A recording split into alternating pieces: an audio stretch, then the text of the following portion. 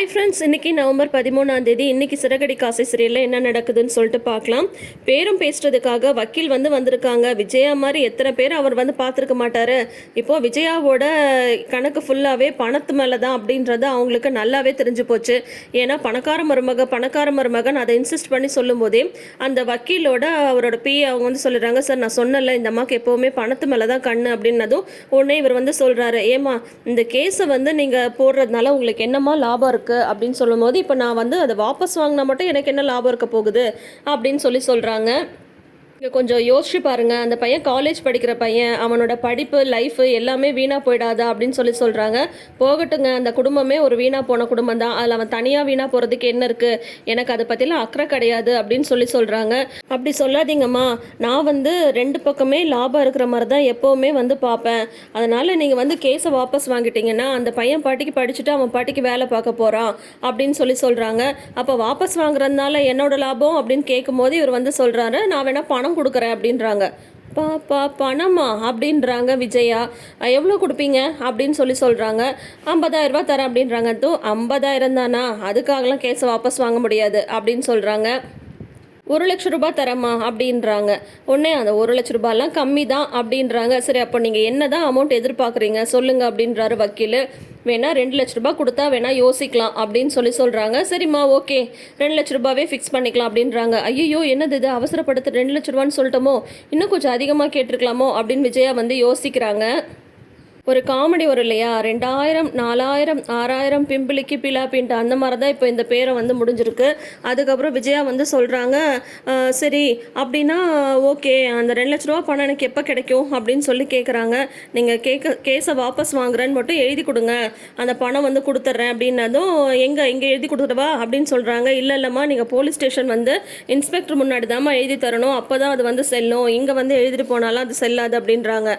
ஓ அப்படின்னா அங்கே கேஸ் எல்லாம் வாபஸ் வாங்கினதுக்கப்புறம் தான் என் கைக்கு பணம் கிடைக்கும் அப்படிதானே அப்படின்றாங்க விஜயா. என்னடா இந்த அம்மா இப்படின்னு சொல்லிட்டு உடனே அந்த வக்கீல் 2,00,000 ரூபாவை எடுத்து அப்படியே அவங்க பக்கத்தில் வைக்கிறாரு. அந்த பரதநாட்டியம் ஆடுற அந்த 2 கண்ணும் அந்த பணத்தையே டாயின் பார்க்குது. சரி ஓகே, ஏதோ அந்த பையனோட படிப்பு வீணாக போயிடக்கூடாதுன்றதுக்காக தான் நான் கேஸை வாபஸ் வாங்க ஒத்துக்கிறேன் அப்படின்றாங்க விஜயா. உடனே பார்வதி சொல்கிறாங்க, ஓ அப்போ சத்யாவோட படிப்புக்காக மட்டும்தான் நீ கேஸை வாபஸ் வாங்குற அப்படிதானே அப்படின்றாங்க பார்வதி. நீ கொஞ்சம் சும்மா இருக்கியா அப்படின்னு சொல்லிடுறாங்க. அதுக்கப்புறம் இன்னொரு விஷயம் அப்படின்றாங்க. என்ன அப்படின்னு வக்கீல் கேட்கும்போது, நான் பணத்தை வாங்கிட்டு தான் இந்த கேஸை வாபஸ் வாங்குறேன்ற விஷயம் என் வீட்டில் யாருக்குமே தெரியக்கூடாது அப்படின்னு சொல்கிறாங்க.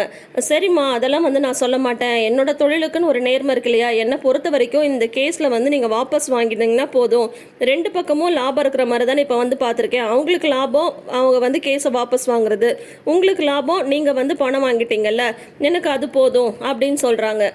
சரி, நீங்கள் முன்னாடியே போலீஸ் ஸ்டேஷன் போங்க, நான் வரேன் அப்படின்னு சொல்லிடுறாங்க விஜயா. அதுக்கப்புறம் இதோ பார் பார்வதி, இந்த பணத்தை உங்ககிட்டயே வச்சுக்கோ, இந்த பணம் வாங்கின விஷயம் வீட்டில் யாருக்குமே தெரியக்கூடாது அப்படின்னு சொல்கிறாங்க. பணத்தை வாங்கிட்டு நீ கேஸை வாபஸ் வாங்கினன்ற விஷயம் மட்டும் அண்ணனுக்கு தெரிஞ்சால் என்ன ஆகும் அப்படின்றாங்க. ஐயோ, அவருக்கு தான் மெயினாக தெரியவே கூடாது, பணத்தை வாங்கிட்டு தான் கேஸை வாபஸ் வாங்கினேன், அப்புறம் எனக்கு அந்த வீட்டில் ஒரு மரியாதையே இருக்காது, ஏதோ அந்த சத்யாவுக்காக நான் கேஸ் வாபஸ் வாங்கின மாதிரி தான் இருக்கணும், இது உங்ககிட்டயே பத்திரமா இருக்கட்டும், எனக்கு எப்போ தேவையோ நான் வாங்கிக்கிறேன் அப்படின்னு சொல்லிடுறாங்க விஜயா. பார்வதியும் அந்த பணத்தை இப்போ லாக்கரில் வச்சுட்டாங்க. எப்படியும் அந்த பணம் முதல வாய்க்கு தான் போகுது. வேற யாருங்க, நம்ம ரோகிணி தான், அவங்களுக்கு வேண்டியது 2 லட்சம், இப்போ விஜயாட்ட இருக்கிறது 2 லட்சம். ஸோ 1+1 = 2 தானே ஆகும். பார்க்கலாம் எப்படி அந்த பணத்தை ரோகிணி கரெக்ட் பண்ணி வாங்குறாங்கன்னு சொல்லிட்டு. இப்போது வீட்டில் முத்து இருக்காங்க எல்லாருமே, அதாவது கிட்டத்தட்ட பார்த்தீங்கன்னா ரவி, ஸ்ருதி, முத்து, மீனா எல்லாருமே இருக்காங்க. அண்ணாமலை சாப்பிட்றது கூப்பிட்றாங்க. மீனா அவர் இல்லைம்மா எனக்கு பசிக்கல அப்படின்ற மாதிரி சொல்லிட்டு இருக்காங்க. அப்பா அம்மாவை நினச்சி தானப்பா நீ சாப்பிடாம இருக்க, நீ அம்மாவை கூட்டிகிட்டு வந்துருப்பா அப்படின்னா சொல்லிட்டு இருக்காங்க. நான் முதலையே சொல்லிட்டேன், அவளாக தான் போனால் அவளாக தான் வரணும்னு சொல்லிட்டேன், அவளுக்கு அவளோட பிடிவாதம் இருக்கும்போது அவளுக்கு அவளாக பண்ணது தப்புன்னு தெரிஞ்சு எப்போ வரட்டும் அப்படின்னு சொல்லிட்டு இருக்கும் போதே கரெக்டாக ஒரு ஃபோன் வருது. பார்த்தா அந்த வக்கீல் தான் முத்துக்கு கால் பண்ணுறாங்க. சார் நிஜமாவா சார், அப்படியா சார் அப்படின்லாம் கேட்குறாங்க. பேசி முடிச்சதும், அப்பா என்ன நடந்திருக்கு தெரியுமாப்பா அப்படின்னு சொல்லும் போது, என்ன அப்படின்றாங்க. அம்மா கேஸை வாபஸ் வாங்கிட்டாங்களாப்பா அப்படின்னு சொல்கிறாங்க. என்னது நிஜமாவாங்க, அத்தை கேஸை வாபஸ் வாங்கிட்டாங்களா அப்படின்றாங்க. உள்ளேருந்து மனோஜ் ஓடி வராரு. என்ன சொல்கிற நீ, அந்த கேஸை அம்மா வாபஸே வாங்க மாட்டேன்னு சொன்னாங்க, அதுக்குள்ளார அம்மாவோட மனசு எப்படி மாறுச்சு அப்படின்னு சொல்லிட்டு கேட்குறாங்க. அதான்டா தெரியல, சத்யாவோட படிப்பு பாதிக்கக்கூடாதுன்னு முடியாதுன்னு சொல்லிட்டு கேஸை வந்து வாபஸ் வாங்கிட்டாங்களாம் அப்படின்னு சொல்கிறாங்க.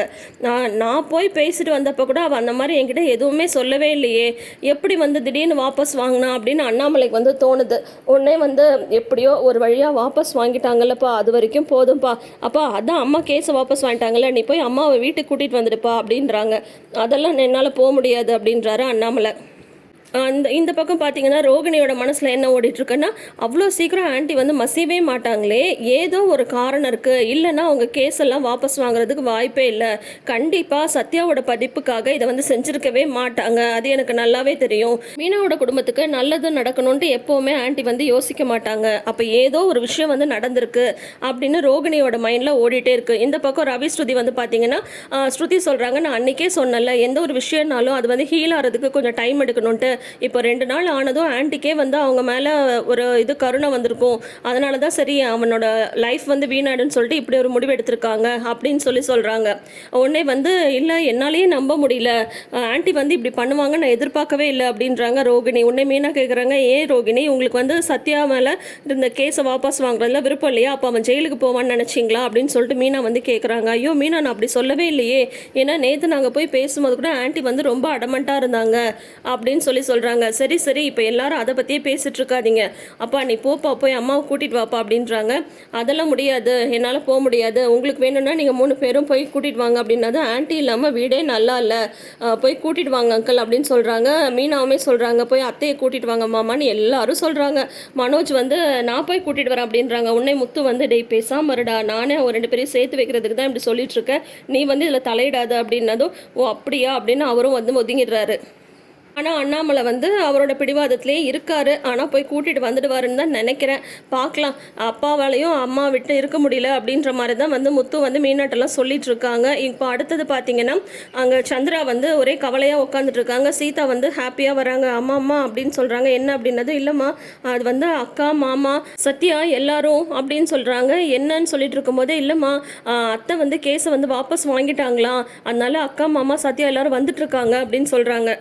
உடனே அப்படியா, நிஜமாவே அவங்க வந்து கேஸை வாபஸ் வாங்கிட்டாங்களான்னு சந்திராவுக்கு ஒரே சந்தோஷமாயிடுது. உடனே அவங்க வீட்டுக்கு வர படத்துக்கு முன்னாடி இருக்கிற விளக்கெல்லாம் ஏற்றி சாமி கும்பிட்டுட்டு இருக்காங்க. அப்போ மீனாவும் முத்துவும் வந்து வந்துடுறாங்க. அம்மா இந்த மாதிரி அத்தை கேஸ் வந்து வாபஸ் வாங்கிட்டாங்கம்மா, நம்ம சத்யாவுக்கு இனிமேல் எந்த பிரச்சனையும் இல்லை அப்படின்னு சொல்லிட்டு மீனா வந்து சொல்கிறாங்க. சத்யா வந்து வெளியிலே நின்றுட்டு இருக்காங்க. எப்படி இதெல்லாம் நடந்தது, அவங்க இந்த மாதிரி வாபஸ் வாங்குவாங்க நான் கொஞ்சம் கூட எதிர்பார்க்கவே இல்லை அப்படிங்கும்போது சத்யா வந்து உள்ளேயே வராமல் இருக்காரு. உள்ளே வாடா அப்படின்னு சொல்லவும் உடனே அவங்க அம்மா காலில் விழுந்து மன்னிப்பு கேட்குறாரு. உங்கள் எல்லாருக்கும் என்னால் தானே கஷ்டம், நான் வந்து தப்பு பண்ணிட்டேன் அப்படின்னு சொல்லும்போது, உனக்காக இவ்வளோ தூரம் வந்து ரிஸ்க் எடுத்து எல்லாமே பண்ணதும் அக்காவும் மாமாவும் தான், மாப்பிள்ளை மட்டும் இல்லைன்னா இதெல்லாம் எதுவுமே வந்து நடந்திருக்காது. ஆனால் நீ மாப்பிள்ளை குடும்பத்துக்கே இவ்வளோ பெரிய துரோகத்தை பண்ணியும் உனக்காக மாப்பிள்ளை வந்து எவ்வளோலாம் ரிஸ்க் எடுத்திருக்காருன்னு தெரியுமா உனக்கு, இனிமேல் இந்த மாதிரி உனக்கு பண்ணணும்னு உனக்கு நினைக்க கூட தூடக்கூடாது அப்படின்னு சொல்லிட்டு சந்திரா வந்து சொல்கிறாங்க. ரொம்ப ரொம்ப நன்றி மாப்பிள்ளை, நீங்கள் மட்டும் இல்லைன்னா இதெல்லாம் நடந்திருக்காது அப்படின்றாங்க. ஐயோ அத்தை அதெல்லாம் ஒன்றுமே கிடையாது, எங்கள் அம்மாக்கே ஏதோ வந்து தோணிடுச்சு, சரி அவனோட வாழ்க்கை வீணாயிடும்ட்டு அதனால தான் எங்கள் அம்மா வந்து கேஸை வாபஸ் வாங்கிட்டாங்க, இல்லை நான் பண்ணதெல்லாம் எதுவுமே கிடையாது. நம்ம வீட்டில் ஒரு பிரச்சனைனா நம்ம எல்லாரும் சேர்ந்து தானே அதை சரி பண்ணணும், அதை மட்டும்தான் நான் வந்து பண்ணேன், மற்றபடி நீங்கள் சொல்கிற மாதிரிலாம் எதுவுமே கிடையாது அப்படின்னதும் உடனே சத்யா சொல்கிறாங்க. இல்லை மாமா நான் பண்ணது தப்பு தான், அத்தைன்னு தெரிஞ்சும் நான் அந்த விஷயத்தை வந்து பண்ணியிருக்கக்கூடாது, அதுக்கப்புறமும் நான் வந்து திருந்தலை, உங்கள் மேலே கோவப்பட்டேன், எப்படியெல்லாம் உங்களை வந்து பேசினேன், ஆனால் அது எல்லாத்தையும் நீங்கள் பொறுமையாக பொறுத்துட்டு இப்போ நான் வெளியில் வர்றதுக்காக நீங்கள் உங்களால் முடிஞ்சது எல்லாமே செஞ்சுருக்கீங்க, என்னை மன்னிச்சிடுங்க அப்படின்னு சத்யா வந்து சொல்கிறாங்க. சரி சரி, ஆளாளுக்கு மாற்றி மாற்றி இதே வந்து சொல்லிட்டு இருக்காதீங்க, இனிமேல் எனக்காக நீ ஒன்று பண்ணணும்னா நான் சொல்கிறது செய்யின்றாரு. என்ன அப்படிங்கும்போது, நீ ஒழுங்காக படித்து ஒரு நல்ல வேலைக்கு போனாவே எனக்கு வந்து போதும் அப்படின்னு சொல்லிட்டு முத்து வந்து சொல்லிட்டு இருக்காரு. அப்போ சந்திரா சொல்கிறாங்க, சரி சரி நான் போய் சம்மந்தி அம்மாவை பார்த்து நன்றி சொல்லணும் அப்படின்னதான், ஐயோ அத்தை ஏற்கனவே அவங்க வந்து எப்படியெல்லாம் பேசுவாங்கன்னு தெரியாதா, இப்போ இந்த மாதிரி ஒரு விஷயம் நடந்ததுக்கப்புறம் இப்போ போனால் இதுதான் சாக்குன்னு எங்கள் அம்மா 8 கட்டி பேசுவாங்க, அதெல்லாம் வேண்டாம் அப்படின்றாரு முத்து. இல்லை மாப்பிள்ள, என்ன இருந்தாலும் சத்யா பண்ணது தப்பு, அதுக்கே நான் முதல்ல அவங்ககிட்ட மன்னிப்பு கேட்கணும், இப்போ வந்து சத்யா மேலே இருந்த கேஸை வர வாபஸ் வாங்கியிருக்காங்க, அது கண்டிப்பாக உங்களை பார்த்து நன்றி சொல்லியே ஆகணும், இல்லைன்னா அது வந்து சரி கிடையாது அப்படின்னு சொல்கிறாங்க. சரி நான் சொல்கிறது சொல்லிட்டேன், அதுக்கப்புறம் உங்கள் இஷ்டம் அப்படின்னு சொன்னதும் எல்லாரும் வந்து கிளம்புறாங்க. அங்கே பார்த்தீங்கன்னா அந்த சிட்டி வந்து இருக்காரு, அவர்கிட்ட அவங்க ஃப்ரெண்ட்ஸ்லாம் சொல்லிட்டு இருக்காங்க, இந்த மாதிரி சத்யா வந்து போலீஸில் அரெஸ்ட் ஆகல, அந்த அம்மா வந்து கேஸை வாபஸ் வாங்கிட்டாங்க அப்படின்றாங்க. அவ்வளோ சீக்கிரம் வாங்குற பொம்பளைலாம் அது கிடையாதே, எப்படி அது வந்து கேஸை வாபஸ் வாங்கிச்சு அப்படின்னு யோசிச்சுட்டு இருக்கும்போது அந்த பிஏ வந்து அந்த ரூமை விட்டு வெளியே வந்துடுறாரு. நீ எதுக்குடா வெளியில் வந்து அந்த ரோகிணிக்கு இது பார்த்துட்டா பெரிய பிரச்சனை ஆகிடும், ரோகிணி கிட்டேருந்து காசு வர வரைக்கும் நீ வெளியிலே வரக்கூடாது அப்படின்றாங்க. அவ்வளோ சீக்கிரம் அவள் வந்து காசெல்லாம் கொடுக்க மாட்டா, அவள் பயங்கரமான திமிரு பிடிச்சவ அப்படின்றாங்க. அவளோட திமிரெல்லாம் என்கிட்ட வந்து செல்லாது அப்படின்றாங்க. என்னை எத்தனை தடவை வந்து அலக்கழிச்சிருக்கா தெரியுமா, எனக்கு இந்த ரூம்லேயே இருந்து போர் அடிக்குது, நான் கொஞ்சம் வெளியே போயிட்டு வரேன் அப்படின்னு சொல்லிட்டு இந்த பிஏ வந்து கிளம்புறாரு. நீ வெளியில் போனால் மாட்டிப்பா அப்படின்றாங்க சிட்டி. அதெல்லாம் மாட்டாமல் நான் பார்த்துக்கிறேன்னு சொல்லிட்டு போகிறாங்க. ரோகிணியோட நேரம் இந்த பிஏ வந்து ரோகிணி கண்ணில் வந்து பட போகிறாங்கன்னு நினைக்கிறேன். எப்போவுமே ரோகிணிக்கு ஃபேவராக தானே வந்து கதை வந்து போயிட்டுருக்கு, அதே மாதிரி தான் இப்போயும் போகும்னு நினைக்கிறேன். இப்போ பார்த்தீங்கன்னா அந்த சிட்டி வந்து சொல்கிறாங்க, அந்த ரோகிணிக்கு வந்து பயம் இல்லாமல் போயிடுச்சுன்னு நினைக்கிறேன், மறுபடியும் அவளை கொஞ்சம் பயப்படுத்தி விடணும்னு அவர் வந்து பிளான் பண்ணுறாரு.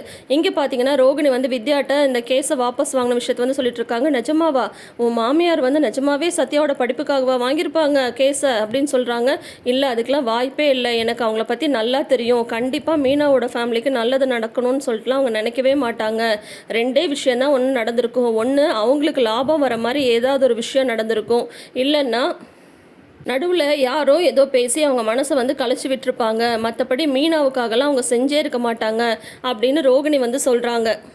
அதோட தொடரும் போட்டுட்டு நாளைன்னு காட்டுறாங்க. அதில் வந்து பார்த்தீங்கன்னா முத்து வந்து விஜயாட்ட வந்து சொல்லிட்டு இருக்காங்க, இப்போ நீங்கள் வீட்டுக்கு கிளம்பி வாங்க, இல்லைன்னா வந்து பெரிய பிரச்சனை ஆகிடும் அப்படின்னதும் அதெல்லாம் என்னால் வர முடியாது அப்படின்றாங்க விஜயா. அப்போ பார்வதி கிட்ட முத்து வந்து ஒரு பொய்யை சொல்லிட்டு வராங்க. இப்படி தான் அப்பாவோட ஃப்ரெண்டு அவங்க ஒய்ஃப் வந்து சண்டை போட்டு வெளியில் வந்ததும் அவங்க வந்து டைவர்ஸ் பண்ணிவிட்டு வேற கல்யாணம் பண்ணிக்கிட்டாங்களாம் அப்படின்னு சொல்லிட்டு ஒரு பொய்யை வந்து சொல்லிட்டு வராரு முத்து விஜயா வர வைக்க. இவன் என்ன இப்படி சொல்லிட்டு போகிறான், இப்படியெல்லாம் அவர் முடிவெடுப்பாரா அப்படின்னு சொல்லிட்டு கேட்கும்போது பார்வதி வந்து சொல்கிறாங்க, ஆமாம் நீ அங்கே போகலன்னா அண்ணன் உன்னை டைவர்ஸ் பண்ணாலும் பண்ணிடுவாரு அப்படின்னு பார்வதியும் ஒரு பிட்டை போட்டு விடுறாங்க. அதோட இன்னைக்கு எபிசோட வந்து முடிச்சிருக்காங்க.